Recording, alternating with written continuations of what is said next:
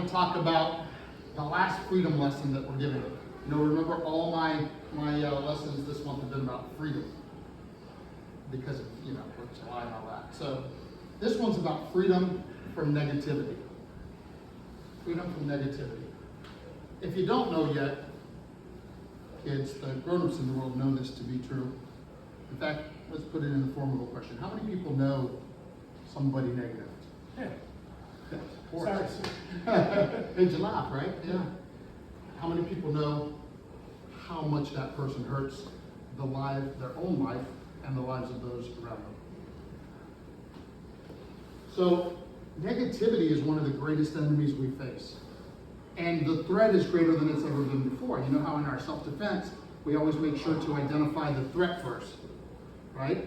Identify the threat, and then we do the rest of the things, right? Well, the threat is higher than ever because of several things. Because you're surrounded by negativity. There's never been so many people commercially incentivized to give you negative news about what's going on in the world. And you know, the things that are wrong are always available. But so are the things that are right. So I want to talk to you about 3 of the things that you can do to make sure, even though by definition this is a Blackbelt class, most of you are really, really positive people already. All of you are probably really positive people already. But maybe you can help somebody that needs this lesson. And there's 3 ways that we overcome the enemy of negativity.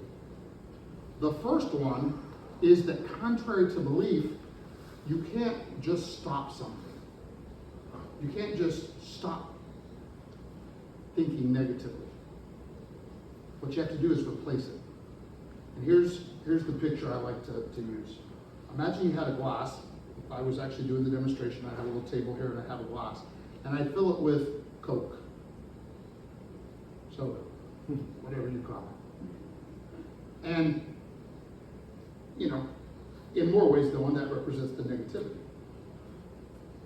And it represents all the voices that have been feeding you negativity in conventional media, social media, and maybe even some people around you. The best way to change that is by brainwashing. And this is what I mean.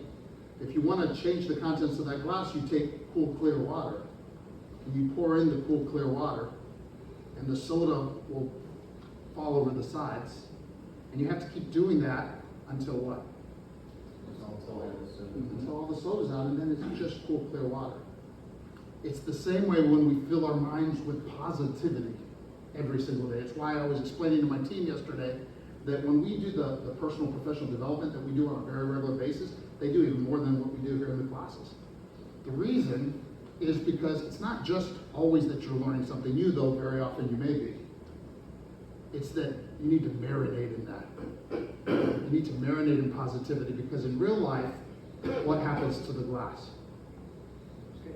Other people keep pouring the soda back in, right? So you gotta choose to keep pouring in the water. And that's the first thing, is just beware the kind of material that you allow into your mind. The second 2 kind of are closely related, right? Because the second one is that you have to surround yourself with positive people. The late great Jim Rohn said you become like the 5 people that you associate with most often. I'm very, very proud that I see at this level at least, like you guys come in here and immediately you start in positive peer groups, talking each other up and everything. Like I sat there and watched you for 15 minutes before class, and it was awesome to watch because everybody was interacting in a very positive way. You know, stay around. The problem is you're here 2-3 days a week, right? Stay around, some of you a little more, but stay around those positive groups even when you're not here. Find positive people. And by the way, it's not that hard. It's really not that hard to avoid the negative people. You just walk away. You just don't reply. You just don't respond. You start ignoring them, and eventually they go away. It really works. Ask me how I know this. Now, the third thing is a bonus for you today. Because how many of you know that sometimes you're negative towards yourself? You have stinking thinking where you're, I'm not good enough. I'm not smart enough. I'm not fill in the blank enough. And here, one of our Black Belt superpowers is the antidote to that problem. It's confidence. And of course, we do a lot of things. Watch this. How many of you realize you're a lot more confident today than when you started as a white belt? And you notice that's even people that were already very successful professionals and everything.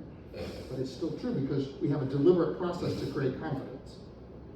But let me tell you how you do it to yourself as well. Because the other thing still applies. You have to take it out of the dojo and into the world. The single fastest way to develop great confidence is to keep your promises to yourself. What you have to realize is every time you say, I will do this, and then you don't, the little voice in your subconscious mind loses faith in you. And then all of a sudden, that's where those thoughts come from. You guys understand? Yes, sir. And by the way, there's other things that can have done it in your past. But the past we can't do anything about. We can always do something about the future. And it starts by the right thinking. The right thinking inspires the right belief. The right belief inspires the right action. The right action inspires the results that you want in your life. And it starts with tomorrow I will, or today I will, or whatever it is. Whatever that I will was, you have to do it. So start easy if you want. But you have to do it, and you have to do it again and again and again. Because, by the way, if you make promises that you don't keep to other people, what do you lose? Yeah, you lose respect, you lose trust, which is really the word when somebody else loses confidence in you. When you lose it in yourself, that's the worst of all. Now, again, I know I'm preaching to the choir because you're all black belts.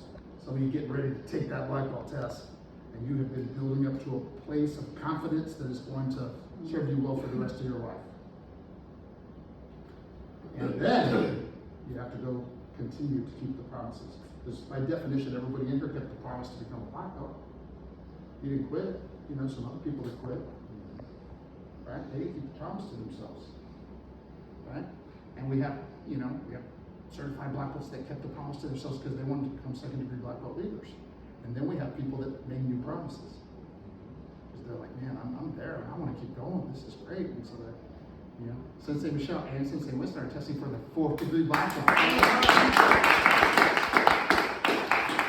And Sensei Aiden and Sensei Ali that aren't in here today, but they're testing for their 3rd degree. And then there's other people testing for all the rest of the stuff all the way down. Guys, when my team and I were training with Tony Robbins yesterday, I told them, I said, look, because we talked at the end of every block, and I said, none of this means anything unless you do it, right? First level is understanding something in your mind, but it's the application of the knowledge that matters. In fact, how many people know people that are really good at saying, I know that? And how many people know that those people usually don't know that? Almost always, the person that says, I already know that, is the person that's not doing it right. So what they mean is, I understand that. Right? There's a difference between understanding and doing. And by the way, there's lots of areas of my life I'm still working on that. And there's other areas of my life where I've achieved mastery. That's the thing. Right? And I gave you guys a little longer lesson because you're black belts. You could show the focus for this amount of time. We'll have a shortened version for the up-and-coming students the rest of the week. Give yourselves a big hand. All right, we're finishing with one final drill. Are you guys ready?